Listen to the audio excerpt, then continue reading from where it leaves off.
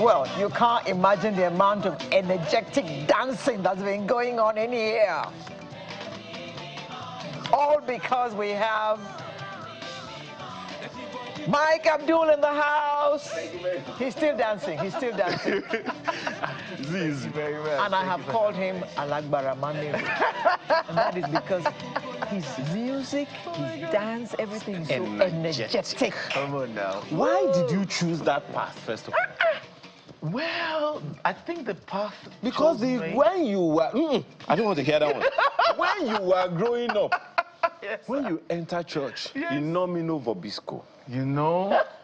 Father. Come on now. You know, everything has to be gentle. Come the on. Holy Spirit is not in a hurry. Aye. According to some people, you know, there's no rush. Aye. When you come to the gentle. So why did you make the Holy Spirit to be jumping up and down? It turns out to also be the spirit of joy. The spirit of joy doesn't have to be running all over the place. Joy has several expressions. So the one we chose is this jumping up. I can carry my body. I can carry my body. Come on. The first time I heard that, I said, I can carry my body. What does that mean? Yeah.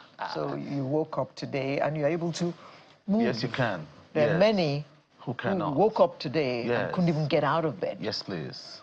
Yes, please. It's so a heavy testimony. I am thankful to God. Yes, yes, yes. You still haven't answered my question. It's also prophetic. Huh? Yeah, what way? It's also prophetic. For a lot of people who we have met in the hospitals, anytime they see us, they believe I believe I can carry my body too. Oh. We say, yes, you can. And they keep singing that to themselves all the time, encouraging themselves that, yes, beyond whatever is happening to me, yes, I can do it. So, you know, I get the part of the prophetic nature of your music and all. Music has all of its functions all over the place. Yes, it does. But so also does it kind of come with some kind of rowdiness in some. When you begin to move your body and dance, there are no limits. When you begin to carry his When you body. begin to carry your body. Come on now. And you now say, one of your proteges, give me chance. Woo, I want to says, say give me chance. His face is small. Amazing. The space is small. Yes, You say you want to carry your body. How many do you want to carry it to? I mean, it's just what it is. We're increasing the joy quotient, you know, in the atmosphere. We don't want people to look at, be morose because of what they feel is going on. We want them to look beyond whatever it is they think the economy is. We want to tell them that there's an economy that supersedes the one that you know. So you eat, be joyful, carry this body. Okay, now, let's go back to the beginning. I wonder why he's not in broadcast. We'll talk about that another time. How did you get into music? Well, always loved it. I always loved it. Even as a child, you know. I particularly loved King Sunny Ade so much as a child. I just liked his nuances. I liked everything about him. I liked his smile. I liked his percussions. I liked his dance. I liked his voice. I listened to his lyrics even as a child, and I'm like, this man is intelligent, you know. So I've followed music like that, you know. I like the joy. So did you study music? I did not. I should have. But of course, in order to please my parents, I had to do electrical engineering. And give that to them. They wanted an engineer. Oh, you gave it to them. They gave it to them. I say, take it. You have achieved it. I didn't. Oh, you have achieved it. I did it because that's what you achieved. You got an engineer. Congratulations. Now I can move. So that's it. No, they don't have an engineer. They have an engineering graduate. Oh my God. They're two different things. They own the certificate. I know you do it. And then you went to do your own thing. Oh, yeah. Yeah. Which was music. I love it. So, for those who are... Anyway, you know, I mean, we've asked you this question tons of times, so let's move into some other things. You know, Alera, one of the issues that I was hoping that I would be able to raise with Mike this morning is that of legacy. Many people in their space have grown. You have begun to become a mentor to some people. You have, can I say, seen it all, done it all, know it all, so to speak, in the music industry. What are the minefields, or rather, what are the mines in the minefield that you have had to navigate? Some missteps, some corrections, some errors, and some things that you think need to be done better? Well, several things. We always get to several excesses, you know. Music as it is, you always need inspiration. So a lot of people turn to different things for inspiration. That's why you see that you trace most substance misuse to musicians. Creatives. Well, yes, you know. So you trace it to a lot of creatives, and then, of course, that's an issue that should be looked upon. Once you know that there are obvious alternatives, you know, to getting inspired, all right? There are ways to do it, you know. So I think that's a major one, I must say. And then another part of it is also money management. When money starts coming in, it gets to us like strange, because we never had that kind of money before. Now you can do anything. You understand what I'm saying? Can you buy have anything. access to anything. You know, you just start misbehaving. So you don't have the intelligence. You don't know how to navigate. Did that happen to you? Well, what somebody back on there? Only if you jakara dear. So I ate a few akaras.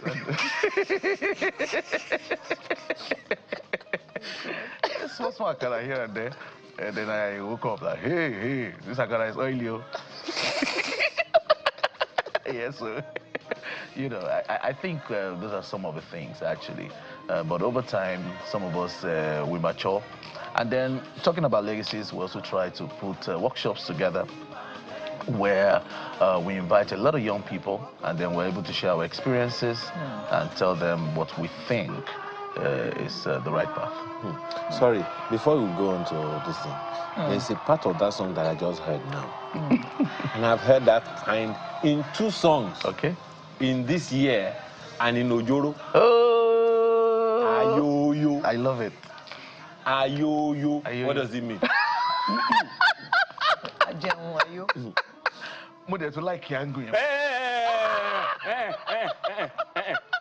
It's a question. It's a question. I know. What does it mean? Ayoyo. Ayoyo. Yes. What does it mean? So in songwriting, sometimes you may not use specific words. You may just create sounds that depict an idea. You understand what I'm saying? I mean, want to describe dance, and I say, you get what I'm saying? Yes. So I've described dance with using sound. So that's what I've done with Ayoyo. You have to do it in 2 different songs. Why? I tried not to. I tried not to, but it was tough. But I like that you noticed it. I want you see the idea. I want a connection, so that when you hear it here, you hear it there, you be like Kilo Jele. I want that. You want what? So it's deliberate. You know, sometimes we intentionally. In fact, there's a song I'm doing right now, that I'm writing right now. I'm taking it as a clone from one other song I've done before. So I'm cloning that other song, but I'm introducing it in a different way. It's going to be out like pretty much soon. It will take time before people know that. You know, it's art. No, some of us cannot miss it. It's art. It's art. It's what we do. English. Okay. You were part of the Midnight Crew. I am still. Oh, are they still alive? Very much, yes. Oh, okay.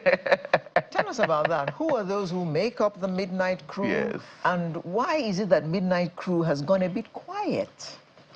Midnight Crew has not gone a bit quiet. Midnight Crew has gone quiet. Not a bit. We've gone quiet, really. Why? Now that's because I think Midnight contributed beautifully well. And I think that the contribution is laudable. I honestly think that there's always a quiet time. There's always a quiet time, even not just for groups, even for individual artists, that sometimes you want to move on to some other things, or some other aspects of life is taking prerogative. Yeah. But when you say you still are, you make it sound like Midnight Crew is still very much here. Oh yes, because tomorrow if we decide and we come together and put sound together, once again it's Midnight Crew. We're still here. Well, I mean, our ladies live in the UK. Myself and my second guy, Benga, we live in Lagos. And that's why that's one of the reasons, really, why it's a little bit difficult to have Midnight Crew together, do stuff. But it's difficult, but it's possible. Okay, now, over time, as we began to talk about, there are quite a number of, forebears, that you have in music. The Wale Adenugas, the Kunle Ajayis, Yes. the Mike Aremus, Yes. probably your contemporary, and several others like Yes, that. yes. I'm talking about legacy, more not as much in the light of what you do or are putting in place, Okay. but what your generation of musicians have to bequeath to the future. When you started, we didn't have streaming platforms. That's true. When you started, it was CDs and cassettes. Yeah. Yes. But now, I have a problem, Alero.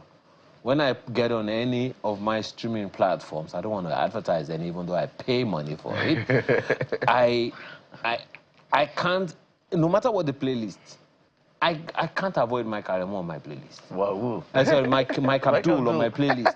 And I'm wondering, did this guy pay them to do all of these? Thank So, you. is he using some kind of juju on Oh, you? juju.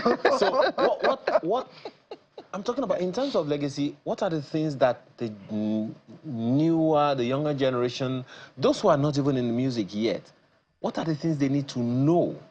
What are the things your generation has to put in place so they don't make the mistakes you made and they eat less akara? With epo, with oil. Oh my God.